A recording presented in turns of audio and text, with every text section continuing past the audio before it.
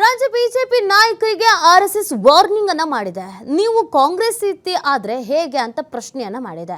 ಪಕ್ಷದಲ್ಲಿನ ಬೆಳವಣಿಗೆ ನಮಗೆ ಸಮಾಧಾನ ತರ್ತಾ ಇಲ್ಲ. ಭಿನ್ನಮತ ಸಭೆಯಲ್ಲಿ ಬಿಜೆಪಿ ನಾಯಕರ ಕಿವಿ ಹಿಂಡಿದೆ ಆರ್ಎಸ್ಎಸ್.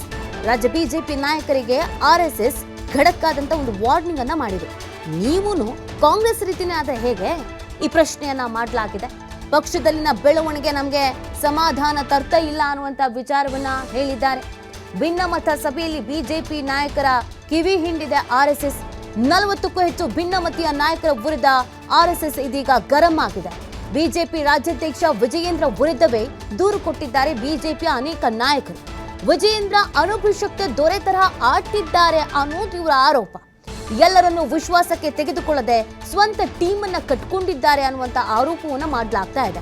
ನೇರವಾಗಿ ವಿಜಯೇಂದ್ರ ವಿರುದ್ಧ ಆರ್ಎಸ್ಎಸ್ ಪ್ರಮುಖರಿಗೆ ದೂರನ್ನ ನೀಡಲಾಗಿದೆ.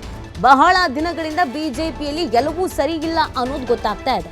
ಅನೇಕರು ಭಿನ್ನಮತೀಯರು ಅಂತ ಕರೆಸ್ಕೊಳ್ತಾ ಇರೋರು ಸಭೆ ಮೇಲೆ ಸಭೆ ಮಾಡ್ತಾ ಇದ್ರು ಮತ್ತು ಬಿಜೆಪಿಯ ಕಾರ್ಯಕ್ರಮಗಳಿಂದ ಕೊಂಚ ಮಟ್ಟಿಗೆ ಅಂತರವನ್ನ ಕಾಯ್ದುಕೊಳ್ತಾ ಇದ್ರು.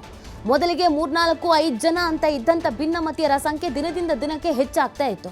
ಈ ಎಲ್ಲ ಬೆಳವಣಿಗೆಗಳನ್ನ ನೋಡಿ ತಕ್ಷಣಕ್ಕೆ ಇದನ್ನ ಸರಿ ಮಾಡಲಿಲ್ಲ ಅಂತ ಅಂದ್ರೆ ಸಮಸ್ಯೆ ದೊಡ್ಡದೇ ಆಗತ್ತೆ, ಅಸಹ್ಯ ಆಗತ್ತೆ ಅನ್ನುವಂಥ ಹಿನ್ನೆಲೆಯಲ್ಲಿ ಹೈಕಮಾಂಡ್ ಕೂಡ ಆರ್ಎಸ್ಎಸ್ ಹೆಗಲಿಗೆ ಈ ಜವಾಬ್ದಾರಿಯನ್ನು ವಹಿಸಿತ್ತು.